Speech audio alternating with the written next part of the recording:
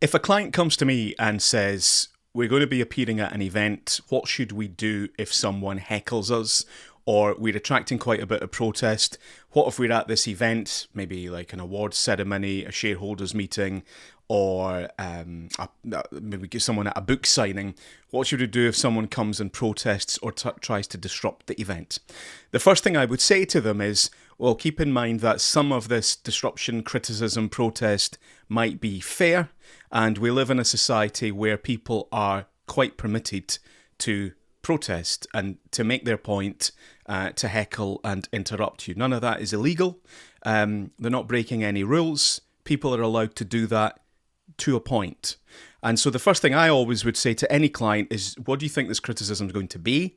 Let's anticipate it, and let's think about what you might say and how you might deal with it, and work on the basis that at least some of the criticism, the disruption and the heckling might be fair.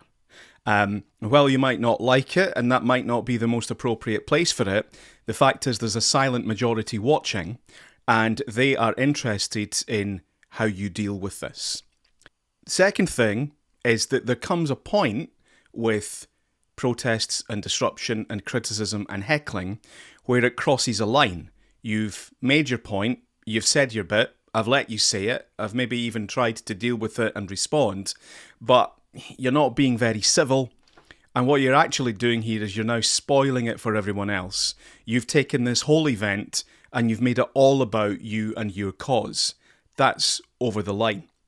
So then what I would always do is use the venue security to deal with this disruption. I would never, and I always advise a client of mine, never put yourself in the situation where you're asking someone to leave, and whatever you do, don't go anywhere near them and do not put your hands on them in any way, shape or form.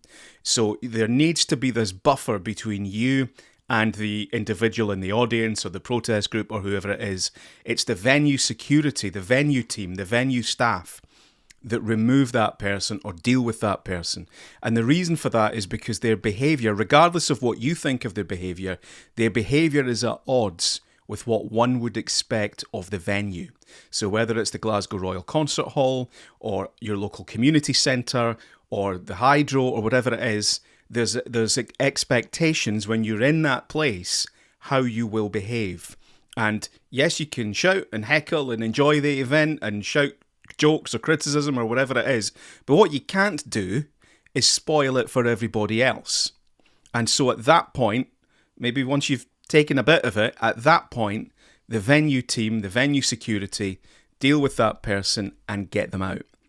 And if that's not happening or that's taking too long, and of course, while all this is going on, you're probably getting filmed on a phone and it's going to get shared all over the place, which is why I always advise trying to accept and deal with fair criticism. Don't run away and shut it down at the first hint of any trouble.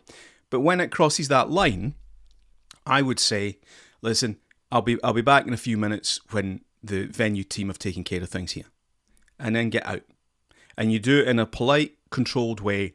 I don't want you sitting there looking weak and awkward while somebody has a go at you, right? So if you're not there, then the filming suddenly became a damn sight less interesting. What makes these things go viral is you sitting there while this person rants and raves at you. So if you're not there, now it's just some clown shouting in the wilderness. So it's a lot less attractive to the general audience. The tricky bit, of course, is they're going to film you walking away. So you only need to do it after you've made it clear that their behaviour is unreasonable, they're spoiling it for everyone else. Listen, I'm going to go backstage, I'm going to get a glass of water and I'll be back when you can behave yourself. Or I'll be back when things have settled down and everybody's ready to behave. Don't put yourself in these vulnerable positions. But at the same time, you do need to recognise that, you know, if you're a former First Minister and you're doing a book tour, you're probably going to get some criticism. If there's a feeling that there's unanswered questions, people are probably going to shout stuff out at you.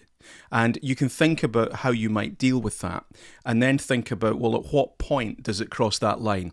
When does it become actually totally disruptive and spoiling it for everyone else? You've got a duty to the rest of the audience.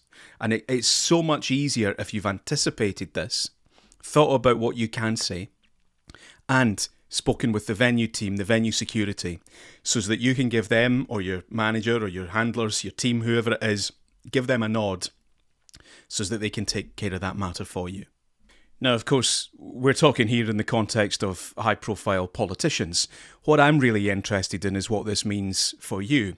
So it might not be a big public venue. It might be a team meeting, a staff meeting at work.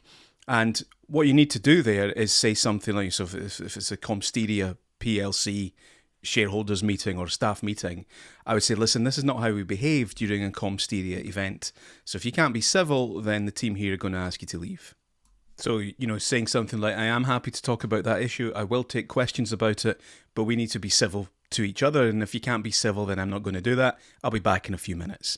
In the same way that Guns N' Roses leave the stage when everybody's pelting them with bottles, okay? If it's not safe, if it's not it's not safe for you, it's not safe for the rest of the audience, it's not an enjoyable experience for them, and you've got a duty of care. Ultimately, it's your name, it's your event. So whether it's a huge, big, public thing with big ticket sales, or whether it's a small team meeting at work, there has to be a certain order to it. And if there isn't, then as the person looking after you, then you need to get out of there.